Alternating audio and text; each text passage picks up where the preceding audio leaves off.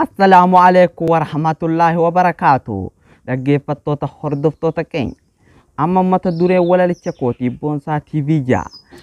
warri Ahmed Dalaa asiin gaddaldalaa ijoollee teekwaandootii dhufee kaarra jalaa banaa ijoollee teekwaandootii dhufee kaarra baradhaa ispoortii baradhaa teekaandoo baranneen boonsumaa baradhaa teekaandoo baranneen boonsumaa baradhaa yaa ijoollee dargaggootaa baradhaa yaa ijoollee shamarran humnilleen keessanii yeroon kan biyya keessanii jabaadhaa baradhaa yaa ijoollee dargaggootaa yaa ijoollee shamarranii mee walaloota kan isinii walaleessaa mee guranaaf liqeessaa dabibbo dameerraan qaaribboo arqaif kaayibboo cumaa ifdiigibboo arrawuccoo adii boru lafee adii saanii adiin qarreerra dhaabbatee si gallaalaa warri teekaandoo hundi boru si dabaalaa waatiyyoon tun hinduutu duutuus waan okkoteen takka fuutu dhiirtii haa maqaa ittiin fuutu mata duree lammaffaan koo mata duree jaalalaati ozoon jimaa fudhadhee deemuutiin karaa ganda dubraa achitti gurbaa mataa luuccaa akka ajaa'ibaa kanaa wal agarree gizee wal agarru anis dhiiroo namni kanaaf warruma eessaati jee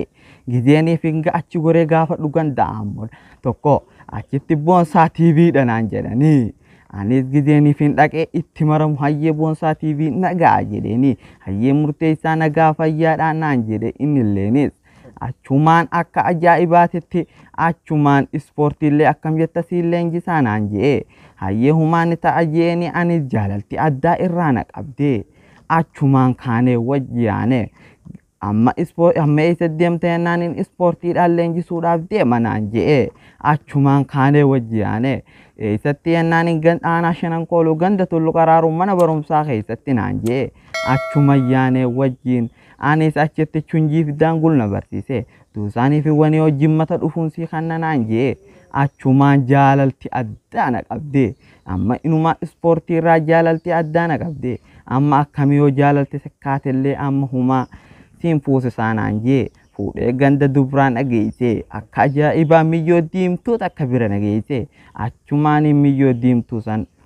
akkam jetta yaa bareedduu tossiin fuudhaa jeenii Ayitilleen hamaan ta'anaan jettee haya toleen jeeni garuu an baadiyyaan heerumu magaalaa malee naan jettee yaa jiru addunyaa tan baadiyyaan magaalaa kan hunda si meeyse fardaa fi fardaalaa yaa rabbi adda baasii baadiyyaan magaalaa asi jedh achi jedh irra qab tolee gaabbo